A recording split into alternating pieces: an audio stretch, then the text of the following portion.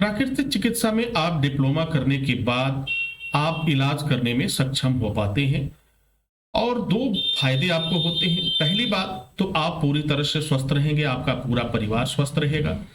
प्रकृति को समझना अपने आप में एक अद्वितीय कार्य है।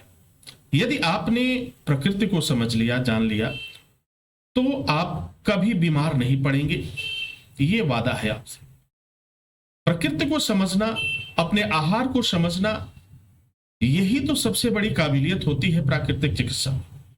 प्राकृतिक चिकित्सा की पद्धतियों में आपको ये बताया जाता है, आपको यह सिखाया जाता है कि प्रकृति की वह कौन सी चीजें हैं जो आपके जीवन के लिए लाभदायक हैं।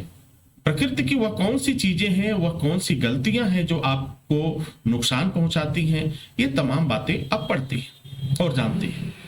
तो यदि आप नेचुरोपैथी का डिप्लोमा कोर्स करते हैं तो आपको समझ हो जाती है और आप अपना प्राकृतिक चिकित्सा केंद्र खोल सकते हैं।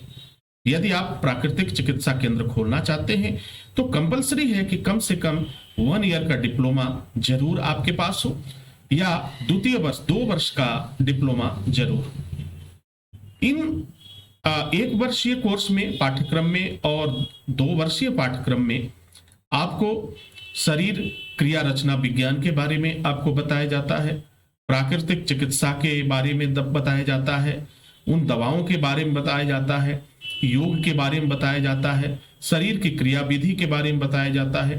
ये तमाम चीजें आप सीखते हैं और इन बातों को सीखने के बाद आप एक प्राकृतिक चिकित्सक के रूप में आप अपना प्राकृतिक चिकित्सा केंद्र, अपना हॉस्पिटल ओपन कर सकते हैं, लोगों को लाभ पहुंचा सकते हैं और हमेशा स्वस्थ रहने के लिए उनके लिए आप एक वरदान के रूप में, जिस तरह से ईश्वर ने हमें प्रकृति का वरदान दिया, तो जहां भी प्राकृतिक चिकित्सा का डॉक्टर रहता है वहां के लोगों के लिए यह निश्चित रूप से एक वरदान होता है।